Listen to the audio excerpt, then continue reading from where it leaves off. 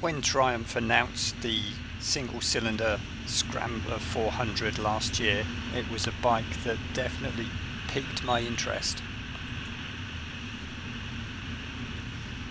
When my Tiger was in for a service in March earlier this year, 2024, I got to borrow a Scrambler 400 for an afternoon, and I was extremely impressed with it. I ummed and ahed for some time about whether I wanted to order one or not, and it actually took until the beginning of July for me to finally decide, yes, I do want one, and my bike duly arrived at the end of July. There are loads of videos on YouTube from people giving opinions on the merits of the Scrambler 400, so I'm not going to do just another one of them. I thought what I'd do instead was I would compare the Scrambler 400 to my Triumph Speed Twin 1200. Not in terms of the performance of the bikes, because clearly that would be unfair.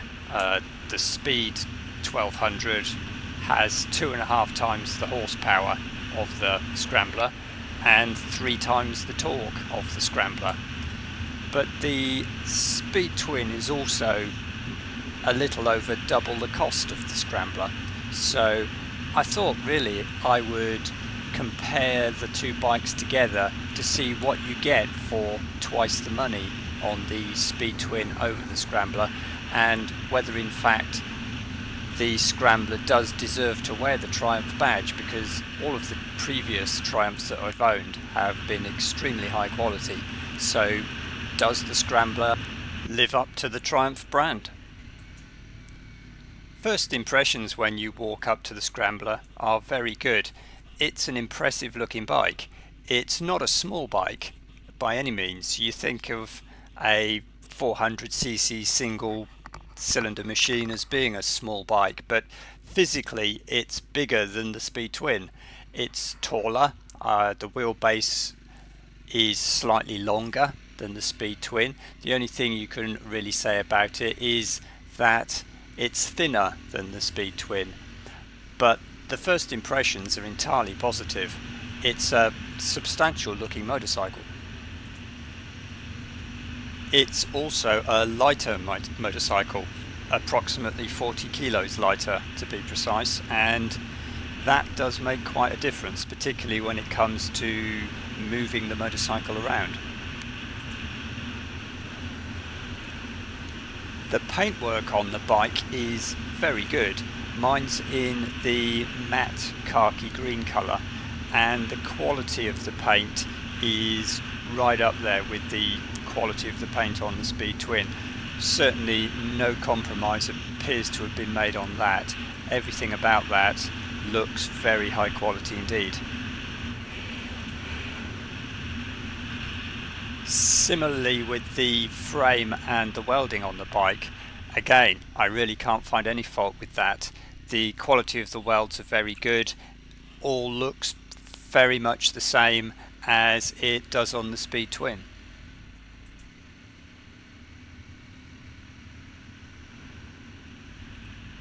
The quality of the casting and the finish on the engine looks every bit as good on the Scrambler as it does on the Speed Twin. Also, the exhaust on the Scrambler looks good. It looks substantial. Really nothing to complain about on that score.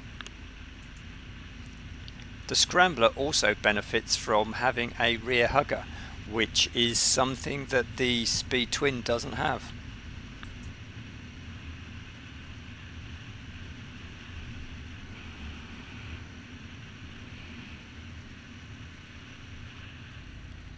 It also has a metal front brake reservoir, as opposed to the clear plastic pot that the Speed Twin has fitted to it. You'd think it would be the other way round, given that the Speed Twin is the far more expensive machine.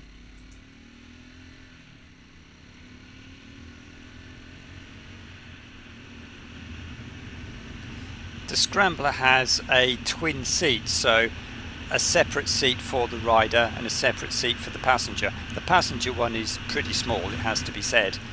The quality of the seating on the Scrambler seems to be very good, probably a bit more plasticky and shiny looking than the version or the single seat that the Speed Twin has, but the Scrambler seat does appear to be very comfortable.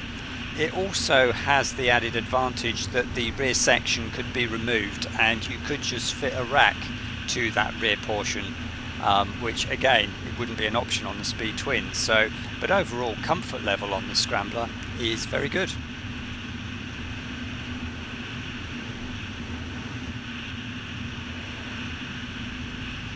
Both the bikes have cast alloy wheels, but you can definitely see the difference in the quality of the castings on the between the Speed Twin and the Scrambler. The Scrambler wheels do look more industrial, I suppose, although there's nothing fundamentally wrong with the quality of them.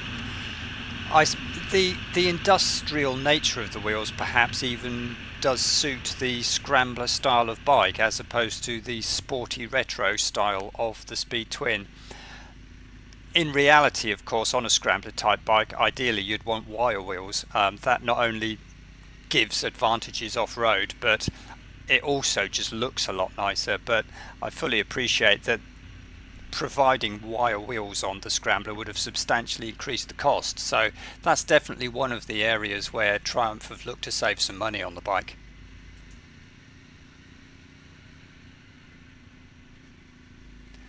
So far so good then for the Scrambler when it comes to first impressions and looking at all the substantial items on the bike.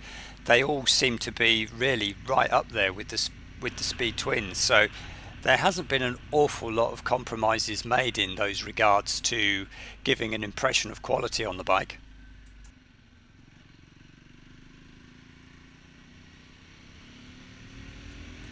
The devil, of course, is in the detail, and it's in the details that you can start to see where various savings have been made on the bike.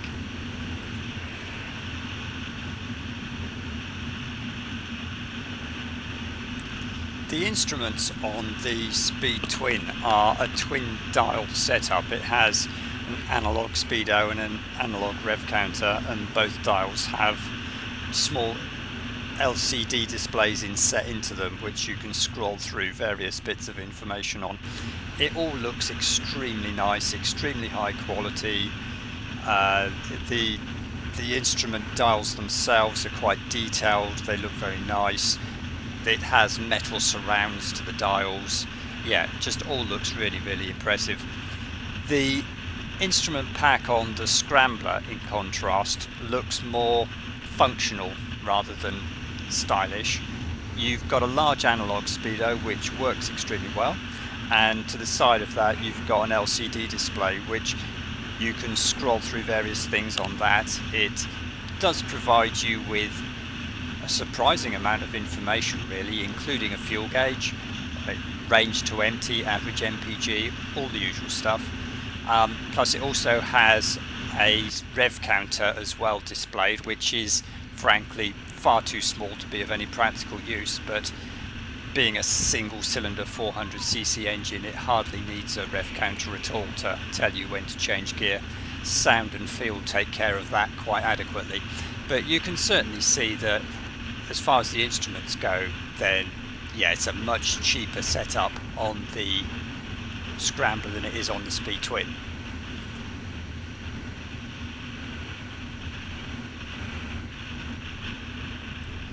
There's a definite contrast in quality regarding the switchgear and the housings for the switchgear between the two bikes. You can see the detail on the Scrambler. Everything just it's just not quite as nice. The switchgear, the way the housings are moulded, the fit and finish generally of these items, it does all look quite a lot cheaper on the Scrambler than it does on the Speed Twin.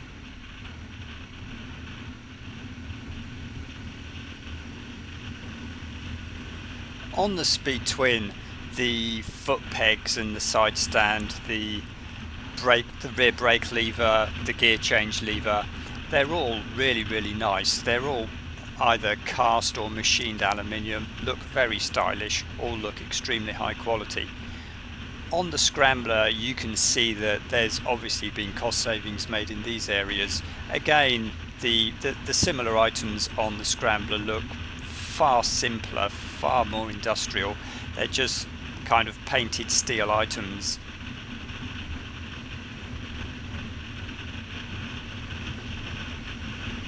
The front mudguard on the Scrambler is plastic as opposed to aluminium on the Speed Twin. It looks perfectly fine in plastic. You wouldn't even particularly know it wasn't metal until you gave it a tap, so it's not really a big issue, but it's just obviously another area where savings have been made.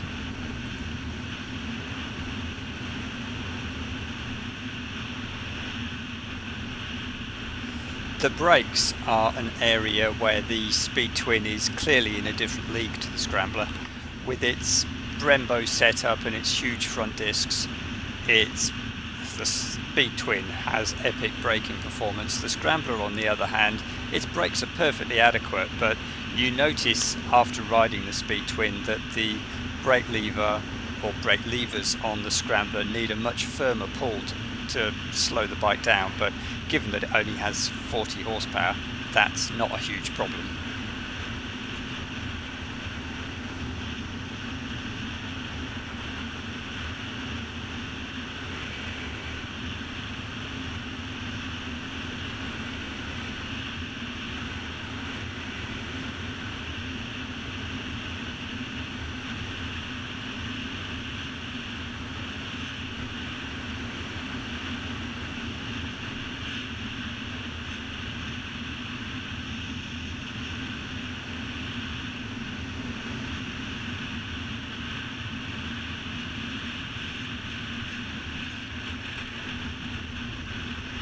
It's kind of hard to compare the suspension between the two bikes.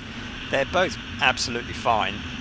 What did surprise me somewhat was that the suspension setup on the Scrambler is actually more firm than the suspension setup on the Speed Twin, although the Speed Twin is supposed to be the more sporting machine. The handling on both bikes does appear to be extremely good, but the Speed Twin definitely has better ride quality than the Scrambler has, so I'm assuming that probably means it also just has higher quality components fitted.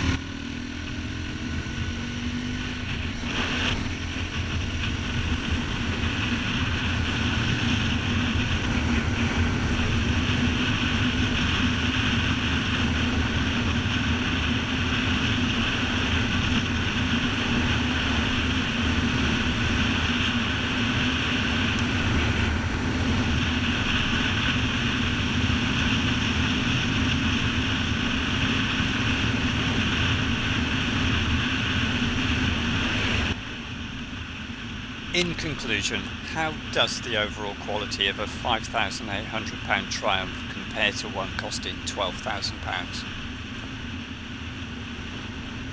Well, it compares very well actually. Certainly when it comes to the major components of the bike, it's mainly in the small details that you can see a difference, but they don't really leap out at you and make a bad impression.